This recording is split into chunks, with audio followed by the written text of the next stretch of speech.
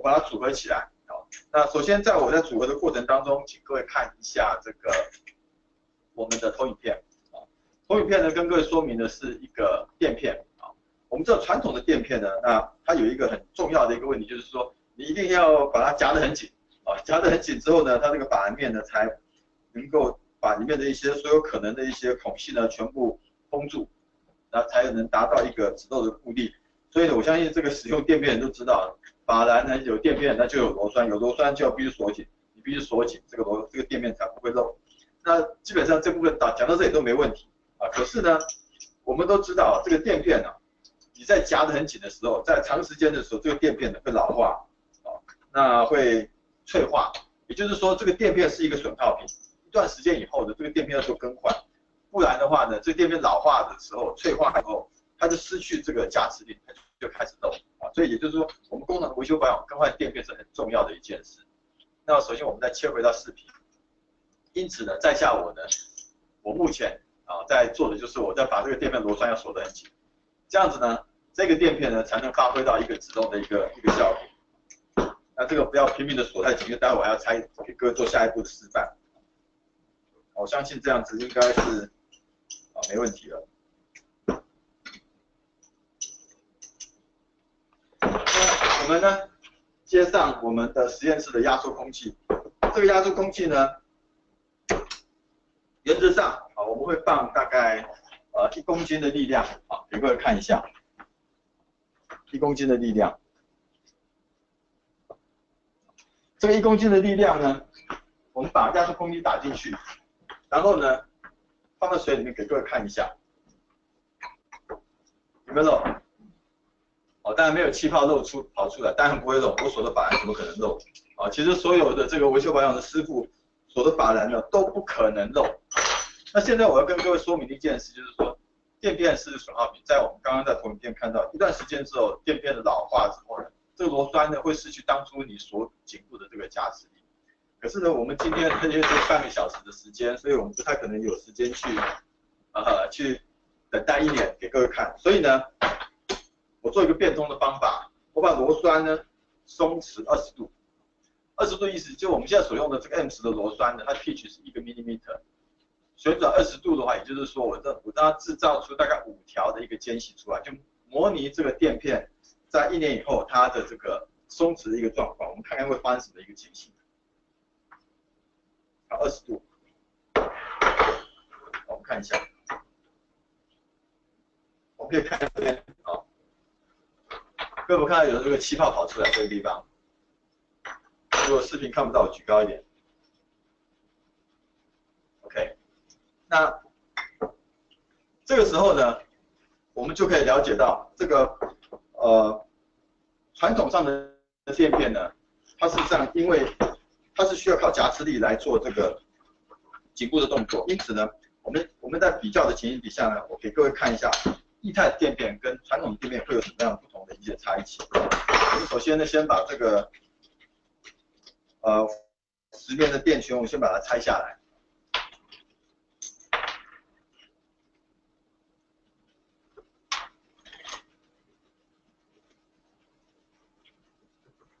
我们稍微用这个棉布把这个残余的水渍做一个擦拭的动作。然后这个时候呢，我今天给各位示范的这个液态垫片呢是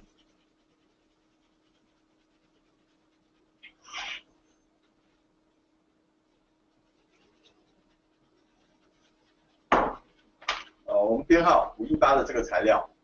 这个材料呢，基本上它还是一个有饮水认证，所以也可以用在食品机械或者饮用水的管线上面。但工业上的用途也没有什么问题。那我跟各位示范就是我们如何用液态垫片来把它涂补在这个把栏面上。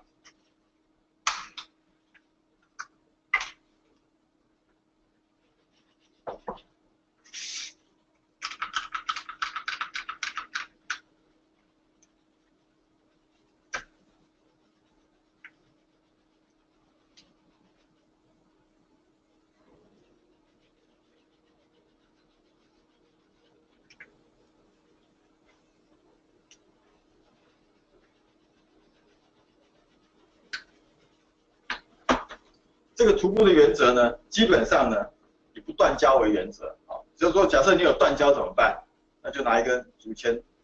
稍微把它刮一下。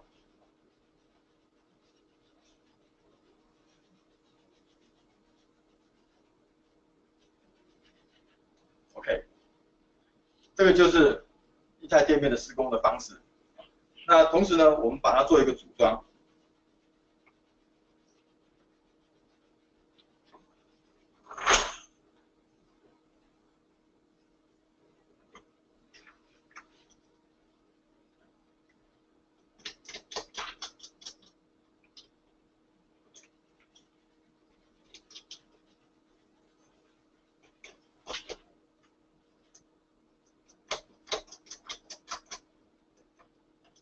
OK， 我们底下呢跟各位说明一下，在液态垫面的组装跟传统垫面的组装，我稍微要做一个比较稍微不太一样的一个动作给各位看啊。那么我们刚刚用的是单手保螺栓上紧，为什么？因为我们刚刚说过垫片是需要夹持力的，但是液态垫片它不太一样，液态垫片并不是一个固体的，它是一个液态的，它可以很轻易的流入这个法兰的这个间隙当中。其实法兰加工面不是很精准的时候，它也能够很轻易的能够达成这个止漏的目的。那也就是说，液态垫面不太需要很强的夹持力。哦，当然我们现场施工我们还是会用螺栓，就是用扭力扳手。但是我现在只用这个我的手去锁这个螺栓，所以基本上夹持力会比这个我们使用扳手的小的非常多。我们来看一下它的这个止漏的效果。同样的，我们还是把这个压缩空气放进去，压力还是刚刚我们讲的这个1公斤的压力，没有动它。所以我们再看一下这个，各位可以看完全没有漏，好，但是各位必须了解这当中的差异性，就是传统垫片跟液态垫片即使都没有漏，但是呢，我们给各位示范到液态垫片它是不太需要很紧的夹持力，它没有夹持力，所以它没有传统垫片这种所谓的这个松弛的这个问题，好，那也就是说它不会因为时间的延长而产生垫片的老化。所以它会比传统的这个预切的这种10棉垫片或者任何的一些固态的垫片会更耐久啊，可以做更久的一个操作啊，更不容易产生泄漏。那么以上呢，这是我的第一个题目啊。第二个题目要跟各位示范的是法兰面的修复的一个动作。这法兰面的修复呢，我们都会了解到，如果法兰面啊，如果我们的法兰漏了，我们换垫片。如果法兰没有坏掉，换垫片就不会漏。那如果法兰有缺损的话，你怎么换垫片都无解。那我给各位看一下我们要示范的这个法兰面。这个法兰面是一个我们经过一些物理的方式，我们破坏它的法兰面的这个，我们挖上一个切槽。当有这个切槽的过程的时候呢，你不管怎么放垫片，不管是固态垫片还是液态垫片都会漏，因为法兰面它已经有缺损。这缺损来自于现场在操作，可能里面有一些腐蚀性的一些流体。或者一些锈蚀的东西造成法兰面的缺损，而且通常法兰面的缺损是2个法兰面都会有缺损，不会只 attack 一边的东西。因此呢，我们碰到这种情形，一般工厂的使用必须把法兰切掉。我们看，如果是我手上这种小的法兰切掉，没什么好可惜的，这个几百块就解决了。可是如果说你是一个1公尺大的法兰面，怎么办？那要花很多钱，而且你可能要停工蛮长的一段时间，就定做重新撤销这个法兰。因此，我跟各位介绍如何去修复法兰，用最少的一个代价，使用我们汉高所提供的这个材料修复这个法兰。那我们今天修复的材料有几件事。第一个呢，我们假设我们要修复重建这个法兰面的时候，我们第一个我们需要一个模板，一个模块。这个模块呢，你可以拿一个平板啊，像我手上这个是一个碳钢的钢板。如果是钢板啊，我就要必须使用我们这个离型剂啊，做了一个模型啊。那这个我的做法上，请各位请看。那如果今天我们使用的是我们这个770这个77NC 的这个离型700NC 的离型剂的话呢，我们的做法上就是我们把这个离型剂我们分成小罐比较好操作，涂在这个模块上面。因为这个模块呢是我们即将要来建立我们这个法兰平面用的，但是我们不希望将来我们的修补材料粘在这个模块上，我们说涂离型剂，这涂过是半个小时，那自然应该就可以用。然后呢，修复法兰面的材料我们用的是这个是我们汉高所提供的这个超级金属啊，这个材料是一个双剂型的一个，但是里面我们混了一些硬度非常高的一些硒化铁的材料在里面。因此我们来用这个来修复法兰面，但是各位注意了，这个修复材料必须要慎选，不然你可能会造成一些金属的一些电位腐蚀，或者是你也可能会产生一些，比方说刚性不够，你在压这个固态垫片的时候，把里面又压碎，所以这个是一个刚性非常高的材料。那我在施工的时候呢，这是一个主基硬化剂4:1，4:1怎么做？我跟各位示范一下。在现场修复的时候呢，我强调是现场修复啊，所以基本上你随便抓一个硬纸板就可以了，把上面的灰涂掉。这是4，1是多少呢？各位，这个公差正负25% 都可以接受。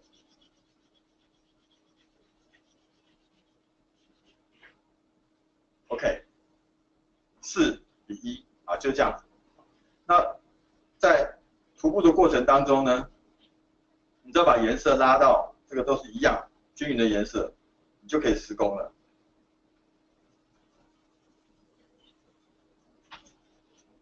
我手上这个，因为我修补的法兰面是非常小的，所以我大概所调的这个剂量大概只有1cc 而已。所以各位，如果说你修复一个法兰面，你只用不到100块台币的这个材料的费用的话，基本上相对于你去重新去建制买一个新的法兰，那是很大的一个节省。修复的时候呢，就是把这个材料搅拌均匀的材料直接涂抹在这个法兰上面的切层上面，你可以稍微高一点点没关系。然后我们下一个动作就是用我们涂过的这个离心剂的当然如果你有 PP 板那更好，那离心剂都可以省下来，盖上去。这个时候呢，6小时之后呢，我们的材料就会干固，形成非常坚硬的这个表面，能够填补你法兰面所缺省的一个表面。这个时候呢，我们修复完的法兰面呢，大概是长成这个样子。我手上这个样子，这是我们修复的法兰面。当然你修复的时候呢，当我们把这个我们讲的这个金属的这个模块拿起来以后呢，金属模块拿起来以后，就是我们讲的6个小时，我们拿起来以后，但是这个表面所干固的这个表面可能不是非常的平整，这个时候呢，我们需要再用砂纸因为我们这个材料是可以加工的，要做抛光的动作去把它抛光。那最后呢，我们会用1000号的砂纸去把它这个法兰面这个做一个抛光。抛光之后呢，这个法兰面你就可以使用这个你的固态垫片，达成一个止漏的效果。这个是我们在法兰面上这个修复的一个标准的 SOP。那这个东西里面稍微还有一点点小小的一些技巧，如果需要的话，请你要跟我们区域的业务代表，在第一次修复的时候，我会请人告诉你里面一些诀窍怎么来做。那第二个专题我目前结束，最后呢还有7分钟的时间，我们要跟各位介绍的就是说，我们都知道所有的这个法兰都必须有螺栓但是呢很不幸的就是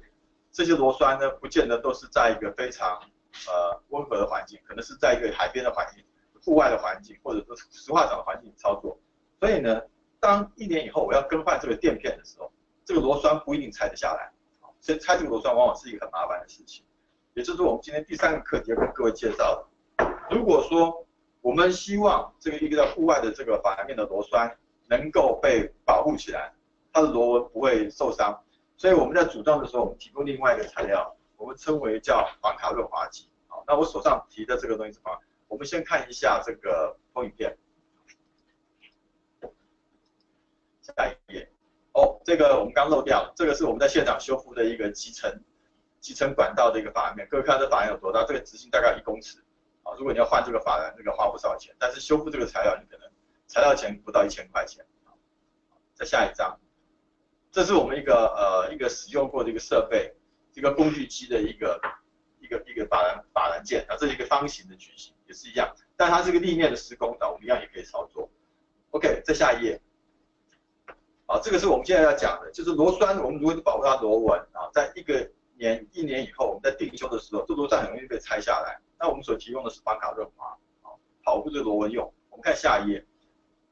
这个东西呢，我们会在一般的油脂里面，我们填入非常纳米级的一些粉粒，大概10个纳米级到100个纳米级左右的一个金属粉粒，那我们有不同的粉粒，然后在这个油脂呢，在户外严格环境被蒸发，高温操作完被蒸发掉之后，我们会留下很致密的这个金属粉保护这些螺纹，让你在长时间的操作当中，这螺栓也不会损坏，很容易拆得下来。使用的方式呢，我们看一下视频。我们以我们刚刚做这个螺栓为例，如果我们在组装这么一个法兰面的螺栓的时候呢，我们在做的时候呢，基本上我们只要把这个法卡润滑剂涂抹在这个螺栓上面。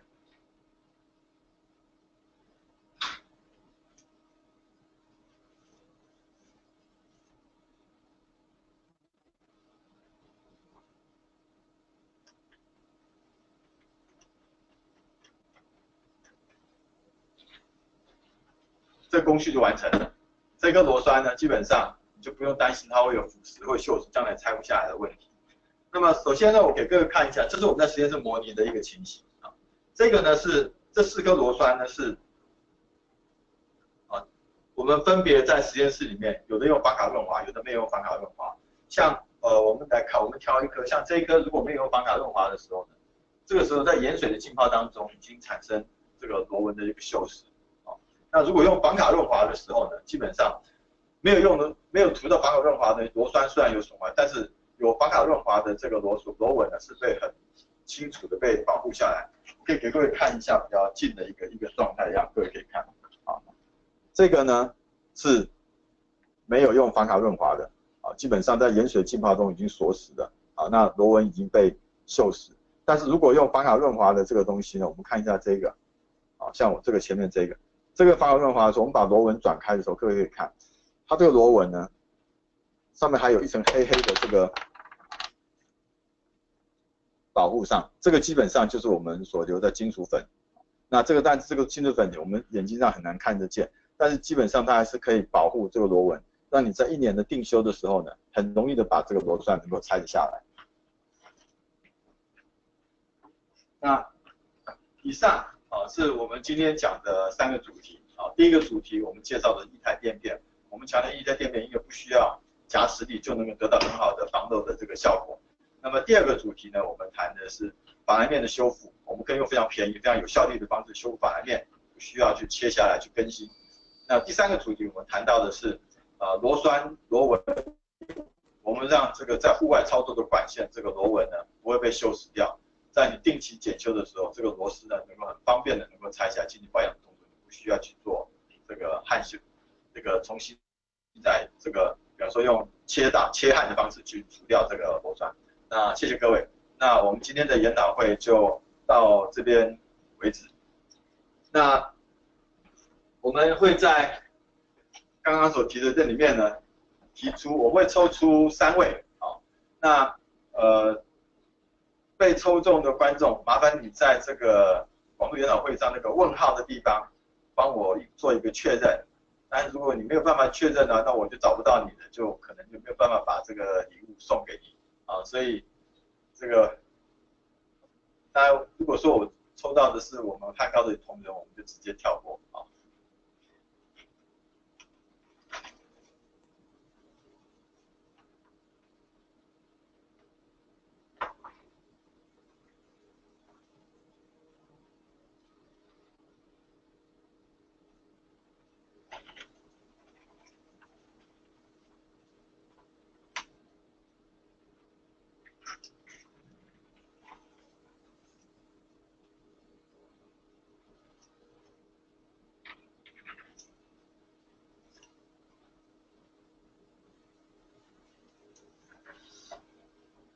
OK， 今天非常谢谢各位的参加。如果你们有任何问题呢，非常欢迎各位呢在我们这个 webinar 上面的问号上面留言，那我们会单独再回复你们这个相关的一些问题。我们大概再等30秒，如果说没有现场的问题的话，那我们就会结束今天的这个 webinar。我们有4个问题 ，OK。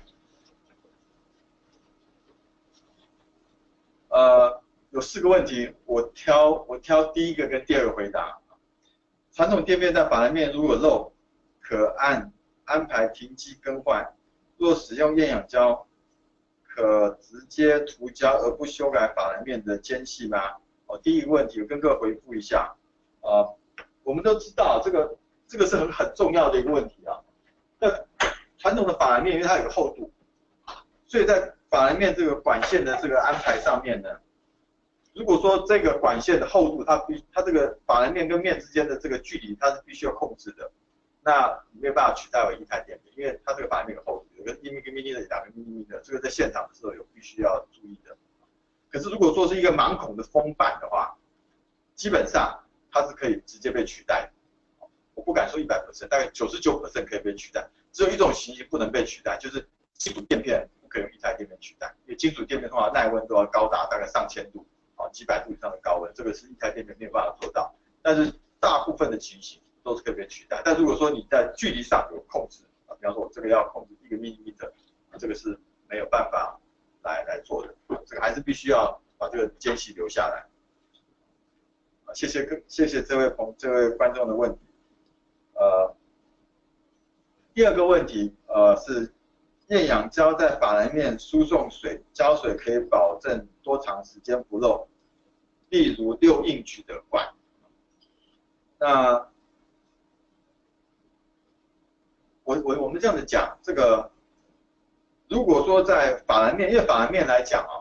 一般都是刚性的法兰，所以6英尺的这个水管输送水，如果保证多长时间不漏，我认为我个人的经验应该是永远都不会漏。那我讲这个东西是这样子，因为我们以这个材料而言，我们现在所介绍的518这个材料而言，这个基本上我们用在汽车工业已经非常长时间了。我们大量使用在汽车的这个变速箱、齿轮箱上面，或者是差速器上面的这个法兰这个接点上面。那我们可以知道，一般在汽车里面这些齿轮箱里面跑的是这些润滑油，这个齿轮香油，它的工作温度大概都100度，远比这些水要来的严苛。而且这个油在高温会有酸性，但是我们通常这个车子呢，从出厂到报废为止，除非你把车撞坏，这个法兰面从来没有因为胶的泄漏而需要维修的。所以对于您所提的这个问题，如果说是一般的输送水的话，这个厌氧胶基本上不太可能会有漏的问题，大概你也不需要去考虑这个每年要更换垫片这个事情。还有2个问题，我看看，我就快一点回答好了。厌氧胶在大型法兰面如何拆解？重新上胶要如何处理？厌氧胶在大型法兰面是这样子你不要用错胶，因为用在垫片上的这个厌氧胶，基本上它是做密封的功能，它的强度很低，因为本来就是需要能够被拆下来的。那如何拆解呢？通常法兰都有一个孔在这个地方，我们要拆的时候就是把这个扳手或者起子伸进去一扳，就可以拆下来了。所以法兰面上的这个垫片胶是特别设计，因为不需要太高强，不需要拆。但是如果你用错的胶水的话，那你还真的是拆不下来重新上胶要如何处理？重新上胶非常简单，拿一块砂纸把旧的胶水磨掉就好。我这个其实就是砂纸，我只是贴在木头上面而已，就是把这个法兰面上的材胶用砂纸直接磨掉，直接磨掉，因为液态的胶水它对于法兰面的这个光滑度要求不是很高，粗糙度要求不是很高的不需要这样3个三角形，1个三角形都不用第4个问题，防卡剂能否耐受浸泡在热水80度 C 长时间螺丝？没有经验，真的很不好意思这个防卡剂基本上它是本身我们是 grease 配上金属粉，一般我们使用的情形都是户外的环境，但是我们还没有真的没有经验泡在热水里面，因为泡在热水里面的话，这个它有时候会把这些油脂的东西带走，还有保护里面的我们说金属的调料会带走，所以这个我们真的还没有经验，这个我不敢回复你。还有一个问题，使用材料会造成输送污染、酸或碱化，这个问题很重要。因为法兰面里面有管子，啊，你说这里面会不会去污染里面的这里面流体的东西？好，那法兰面的东西是这样子，我们通常最严格的东西是里面要跑油类的东西，这个胶水假设溢出来，跑到油里面它会溶掉，它会溶在油里面，比方说液压油之类的东西。但是如果说里面跑的是酸或者碱的东西呢，那里面所溢漏的东西跟酸碱的东西会不会产生一些交互污染？会。好，那但是我可能要跟各位提的说，因为基本上这个交互污染的时候，你要看它的比例是多少。那就根据我们长时间使用的经验来讲的话，因为它的比例，除非是你用的非常精密的一些 chemical 的东西，你要控制它的 impurity，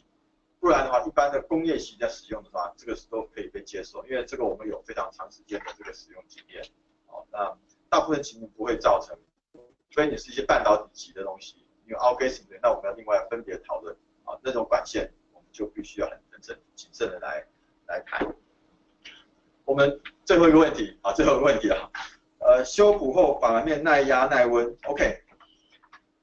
法兰面耐压耐温是这样子啊，我们这个是我拿出的是个我们大概比较泛用型的这个垫片胶，这个胶水耐温150度C 啊，那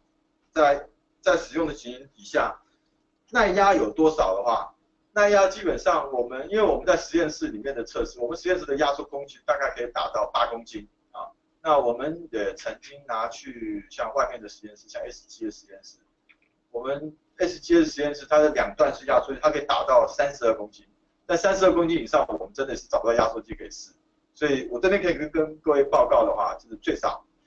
可以做到32公斤的耐压能力。啊，再往上的话，因为我们实验室没有这个相对应的配备，所以还不晓得。